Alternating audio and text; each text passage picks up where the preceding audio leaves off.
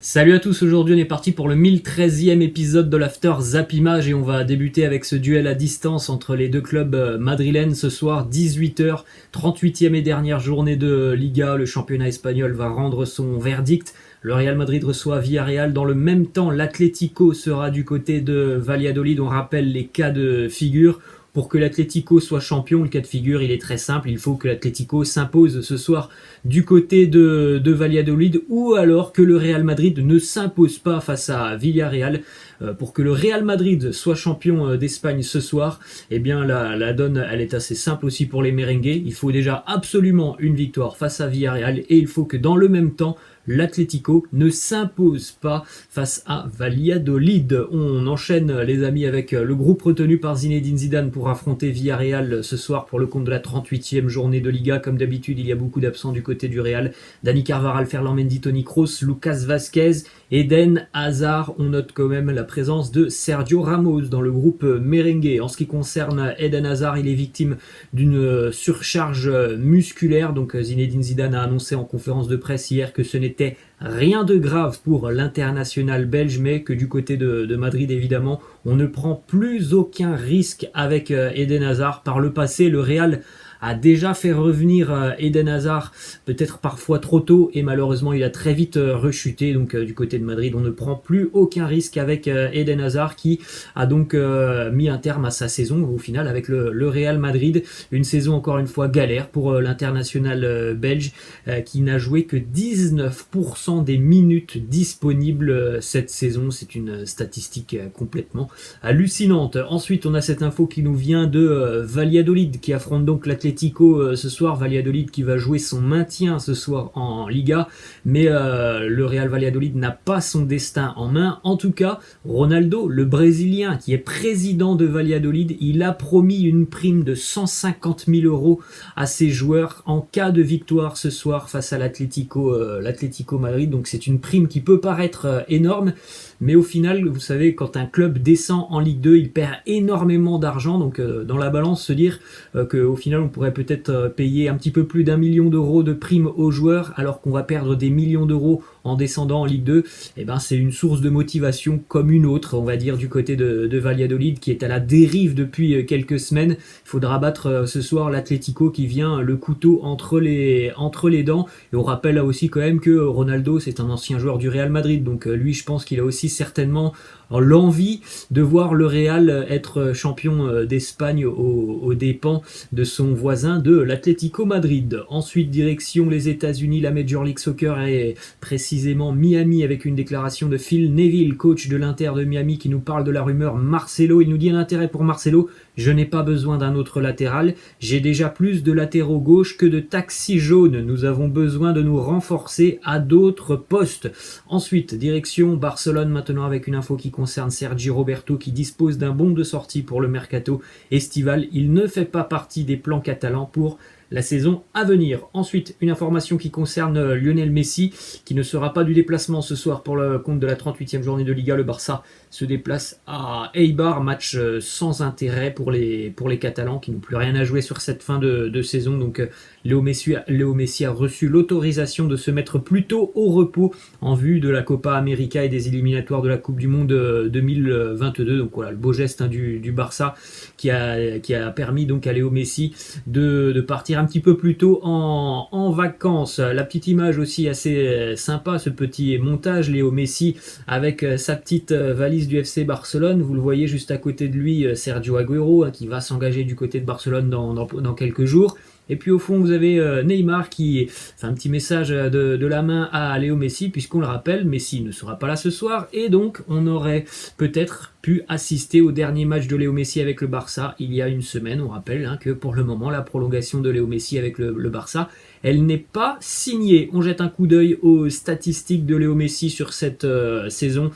Statistiques complètes, toutes compétitions confondues, 47 matchs pour 38 buts et 14 passes décisives. Il terminera évidemment encore une fois meilleur buteur du championnat espagnol. Ensuite, on fait une petite rétrospective sur tous les buts et passes décisives inscrits par Léo Messi depuis qu'il est au FC Barcelone, donc depuis 2004-2005. Vous faites un petit arrêt sur image pour découvrir la petite pastille jaune, le nombre de buts, la petite pastille rouge, le nombre de passes décisives pour Léo Messi, qui a peut-être joué son dernier match avec le FC Barcelone. Ça, on le saura évidemment dans les prochaines semaines lorsque Messi rendra sa décision publique. Ensuite, on a une déclaration de l'entraîneur du FC Barcelone, Ronald Koeman, qui nous dit « Je pense qu'il faut respecter davantage l'entraîneur, nos joueurs. Si l'on pense qu'il faut un autre technicien ou d'autres joueurs, parfait, mais il faut communiquer. » Il a annoncé aussi qu'il n'était pas sûr d'être sur le banc de touche du FC Barcelone l'année prochaine et qu'il a trouvé que depuis quelques semaines, voire un petit peu plus d'un mois et demi, on lui manque de respect du côté de Barcelone. Donc voilà, situation quand même assez tendue autour de l'avenir de Ronald Koeman. Ensuite, une information qui concerne Memphis. Le Barça est tout proche d'un accord avec Memphis. Son arrivée devrait être annoncée après celle de Sergio Agüero. Le Barça va lui proposer un contrat de 2 à 3 ans. On enchaîne du côté de la Ligue 1 maintenant avec à Saint-Etienne 2 départs déjà actés à l'aube de la 38e journée de Ligue 1. Saint-Etienne reçoit Dijon demain. Mathieu Debuchy, le capitaine des Verts, va quitter le Forez après 4 ans du côté de Saint-Etienne, tout comme Kevin Monet-Paquet. Kevin Monet-Paquet est là au club depuis 6 ans. Les deux joueurs vont donc quitter l'AS Saint-Etienne en fin de saison. Du côté de l'Olympique de Marseille, une déclaration de Leonardo Balerdi qui nous dit « J'aimerais rester à Marseille car j'ai acquis beaucoup de confiance ici. Il y a un bon projet sportif pour le futur. J'aimerais en faire partie et apporter mon aide. » Les deux clubs doivent négocier pour trouver un accord. Ensuite, direction Paris avec les infos du quotidien Le Parisien qui annonce que Pablo Sarabia a décidé de quitter le Paris Saint-Germain cet été. Un retour en Espagne ne serait pas exclu. Plusieurs clubs se montrent déjà intéressés par Pablo Sarabia. L'Atlético Madrid, la Real Sociedad ou encore Villarreal. Direction le nord de la France maintenant. Du côté de Lille, les Lillois qui vont jouer donc leur titre de champion de France demain à Angers. La déclaration assez sympa de Christophe Galtier qui nous parle de la semaine qui s'est écoulée du côté de Lille où on a tenté d'évacuer un petit peu la pression que l'on avait pu ressentir sur la semaine dernière sur le match face à Saint-Etienne. Christophe Galtier qui nous dit on a joué au boule, on a fait du ping-pong, on a aussi inauguré l'ouverture des terrasses. Ensuite, déclaration d'un élément important des Dogs, Benjamin André qui nous dit ce ne sera pas un match de championnat classique, nous serons au-delà, on peut faire quelque chose d'extraordinaire, ce n'est que du positif, c'est une saison magnifique qui peut devenir extraordinaire. Lille sera à Angers demain. Petite info d'ailleurs, José Fonte ne sera pas présent pour ce match, il est suspendu. Ensuite, déclaration du coach angevin Stéphane Moulin qui nous dit avant d'affronter les Dogs demain, nous ne sommes pas en vacances, on ne donnera rien à qui que ce soit, il n'est pas question de zapper un match. Alors les Angevins ne sont pas en vacances, pourtant c'est l'impression que l'on a depuis quelques semaines du côté d'Angers. On ne met pas beaucoup d'implication dans les matchs, on a l'impression que les joueurs ont déjà la tête ailleurs. La petite stat, les 6 dernières journées pour le SCO Angers, c'est 5 défaites, 1 victoire. La seule victoire c'est face à Dijon, le bon dernier de Ligue 1, et sur ces 6 derniers matchs le SCO a encaissé 12 buts, donc une moyenne de 2 buts encaissés par match. Donc évidemment on n'a quand même pas l'impression que les Angevins vont tout donner demain face au LOSC. On enchaîne les amis avec une petite info qui concerne le barrage Ligue 2 Ligue 1. Le 18e de Ligue 1 affrontera le TFC. Toulouse s'est imposé hier 3-0 face à Grenoble. Un gros match pour les hommes de Patrice Garande hier qui ont très rapidement mené 2-0 dans cette rencontre. Ils ont d'ailleurs ouvert le score au bout de 2 minutes de jeu sur un penalty qui a été arrêté par le gardien, mais sur l'action suivante c'est tout de suite le but qui a été transformé par Spearings. Toulouse est donc qualifié pour le barrage et affrontera le 18e de Ligue 1. Ensuite, on prend la direction de Nîmes avec le président des Crocos, Rani Assaf, qui a indiqué à ses salariés son souhait de se désengager du club. Alors qu'il possède 80% des parts des Crocos, Nîmes risque de déposer le bilan si un racheteur n'est pas trouvé d'ici à son départ. Donc il y a plusieurs cas de figure maintenant pour les Crocos nîmois. La descente à Ligue 2, la descente en National, voire même la descente en National 3 et le dépôt de bilan qui plane au-dessus du stade des Costières. C'est vraiment malheureux pour les Crocos nîmois. Ensuite, direction l'Angleterre maintenant, une information qui concerne l'avenir d'Harry Kane. Chelsea est intéressé par Harry Kane et pourrait proposer une somme d'argent plus un joueur à inclure dans le deal. Tammy Abraham et Kepa Arrizabalaga sont les deux possibilités. tous les deux sont très peu considérés par Thomas Tuchel. Déclaration d'Harry Kane qui nous dit: quand je regarde Kevin De Bruyne jouer, je me dis que c'est un joueur spécial et que certains des ballons que je le vois jouer pour City sont le rêve pour tout attaquant. Eh bien peut-être que l'année prochaine Kevin De Bruyne pourra délivrer des caviars pour Harry Kane, hein, puisqu'il semblerait quand même que l'idée d'Harry Kane est de rejoindre les Citizens. Ensuite, du côté de City, on a une déclaration d'une véritable légende, Ruud Gullit, qui nous parle de Phil Foden. Il nous dit: City a donné sa chance à Foden et il a montré qu'il était déjà incroyable, qu'il est dans la même catégorie que Léo Messi. Enfin, pas exactement comme Messi, mais avec sa stature, sa taille, sa rapidité, c'est pareil, c'est un joueur formidable. Alors la stature de Léo Messi, peut-être pas encore, mais il est évident que Phil Foden est un joueur qui a un talent absolument monstrueux et qui, à mon avis, va faire parler de lui pendant de nombreuses années. On enchaîne du côté de Wolverhampton avec la fin de l'aventure entre l'entraîneur portugais Nuno Espirito Santo et les Wolves. Une aventure qui aura duré 4 ans, une aventure pleine de bons moments, hein, pour les Wolves de Nuno Espirito Santo. Il fera ses adieux demain au Molineux Stadium face à Manchester United. C'est un accord entre l'entraîneur et le club des Wolves. On rappelle quand même ce qu'a pu faire au cours de ces 4 ans Nuno Espirito Santo. Déjà, il a ramené les Wolves en Première Ligue en terminant champion de Championship avec encore 4 matchs à jouer. Il a terminé 7e en Première Ligue. Il a évidemment été qualifié pour l'Europa League. La 7e place, ça n'était jamais arrivé dans l'histoire des Wolves en Première Ligue. Et il a aussi atteint les quarts de finale de l'Europa League. Donc il a vraiment permis à Wolverhampton de faire quelque chose d'assez exceptionnel, depuis sa remontée en PL. On prend la direction de Leeds, les amis, avec une petite information qui concerne Marcelo Bielsa, qui va attendre la fin de saison et donc la dernière journée après ce match face à West Brom. Il prendra le temps de réfléchir sur son avenir. On rappelle que pour le moment son contrat avec Leeds court jusqu'à la fin du mois de juin. D'après la presse anglaise, on est quand même proche d'une prolongation pour Bielsa avec Leeds. Ensuite, cette information qui concerne Heung-min Son. La police britannique a arrêté 8 personnes pour des insultes racistes envers Heung-min Son. Ils sont accusés d'avoir affiché des écrits, utilisé des mots ou eu un comportement incitant à la haine raciale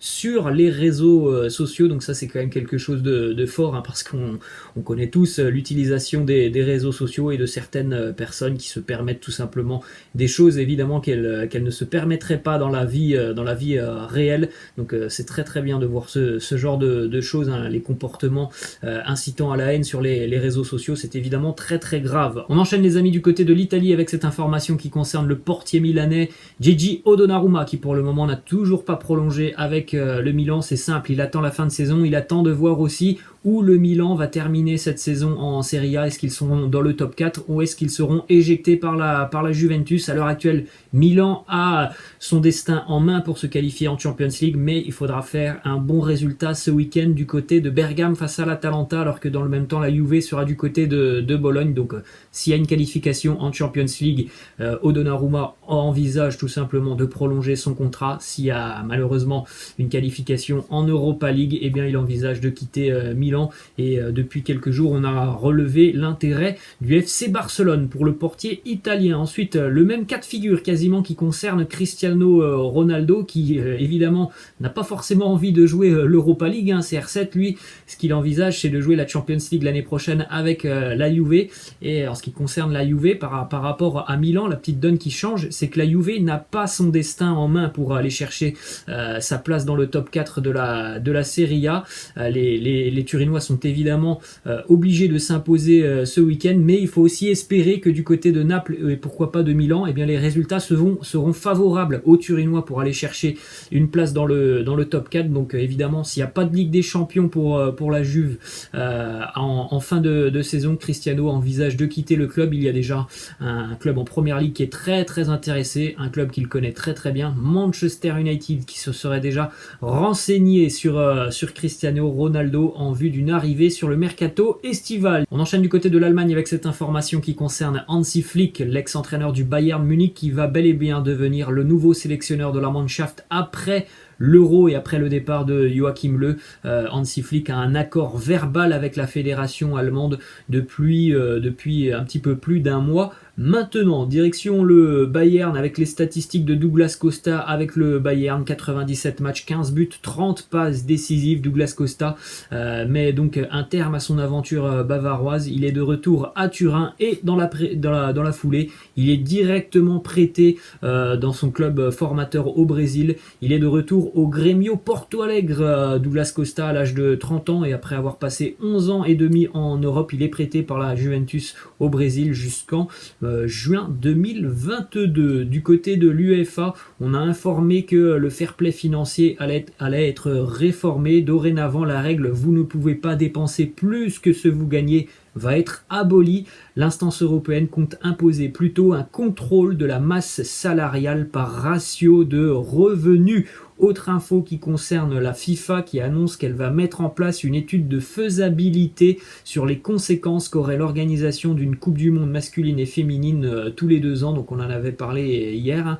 Il y avait une assemblée générale hier du côté de la FIFA et on a donc émis cette idée de disputer des mondiales tous les 2 ans. La déclaration de Gianni Infantino qui nous dit une Coupe du Monde tous les 2 ans, on verra, on va en discuter. Les fans veulent voir plus de gros matchs. La priorité sera sportive et non commerciale. Nous devons étudier ce que nous pouvons faire pour stimuler le football. Déjà c'est très clair. Si la priorité elle reste sportive et non commerciale, eh bien cette idée elle ne verra pas le jour. On en a parlé hier.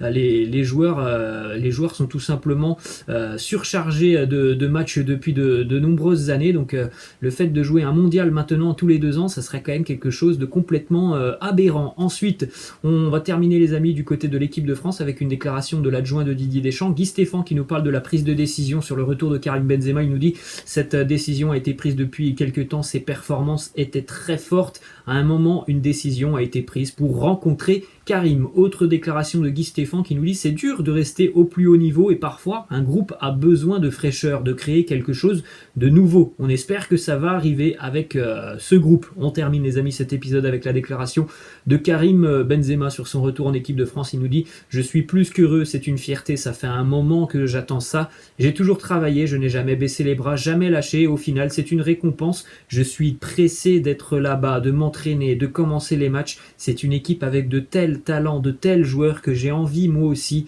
de jouer dans cette équipe. Voilà les amis, la fin de cet After Zap Image, je vous laisse, je vous dis à la prochaine, ciao.